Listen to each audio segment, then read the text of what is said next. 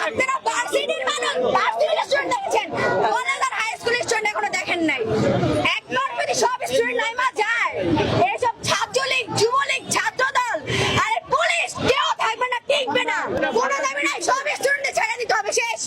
আগে স্যারকে ছাড়তে হবে। কিসের স্টুডেন্ট? যেই 17 বছর একটা ছেলেকে রিমান্ডে নিয়ে গেছে, ঠিক আছে, জেলেন। আপনার লাইভে ছাড়া দেখছি না, ওটা লাইভ দেখছে, গোল ছাড়ছে না কোনো। আপনারা সবাই হাসিনা চামচা আপনারা। একটাও ছাড়েন না, আমার মিথ্যা কথা বলবেন না। তোর কথা তুই নে, আমার ভাইদের ফেরত দে, শেষ। আমার আর কিচ্ছু দরকার নাই। আমার ভাই যাদের নিয়ে গেছে, যারা চলে গেছে, তারা তো চলে গেছে। অবশ্যই যত শিক্ষক সবার এক্ষুনি এই মুহূর্তে ছাড়তে শোনা লাগবে না, আমাদের কোনো কোটার দরকার নাই।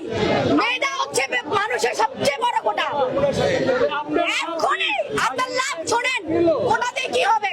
যদি মেয়েটা থাকে, কই অন্য দেশে তো কোটা দেয় না, বাংলাদেশে কেন কোটা থাকবে? আপনারা ভার্সিটির মানুষ, ভার্সিটির স্টুডেন্ট দেখেছেন, কলেজ আর হাই স্কুলের স্টুডেন্ট এখনো দেখেন নাই। একবার যদি সব স্টুডেন্ট নাইমা যায়, এইসব ছাত্রলীগ, যুবলীগ, ছাত্রদল আর পুলিশ কেউ থাকবে না, টিকবে না। 4 কোটি স্টুডেন্টদের সামনে এইসব কিছুই না, খালি কোন ফ্যামিলি প্রবলেম বা এইসব গোলাগুলির কারণে শুধু হচ্ছে না। আর নামতে পারতেছে না, কোনো দাবি নাই, সব স্টুডেন্টদের ছেড়ে দিতে হবে, শেষ। আগে স্যারকে ছাড়তে হবে। কিসের স্টুডেন্ট? যেই 17 বছর একটা ছেলেকে রিমান্ডে নিয়ে গেছে,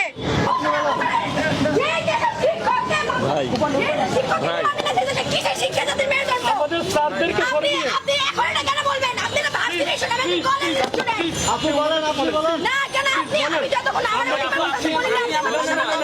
আমরা বলছি আপু, একের পর এক কথা বলছি আমরা। কি সবার আগে কথাটা, আজকে সবচেয়ে বড় কথা ছিল মুস্তাফ স্যারকে মুক্তি চাই।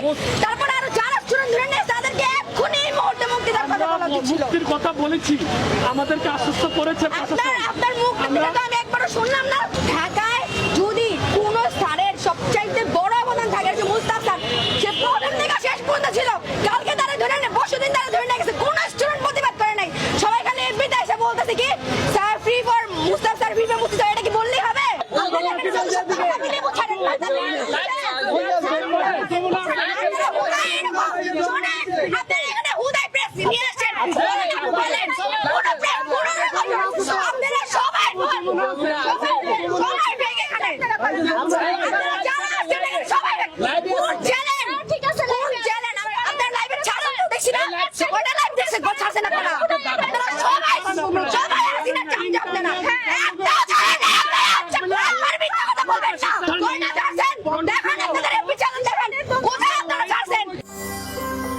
সত্য, বস্তুনিষ্ঠ ও নিরপেক্ষ দৈনিক জনবাণী।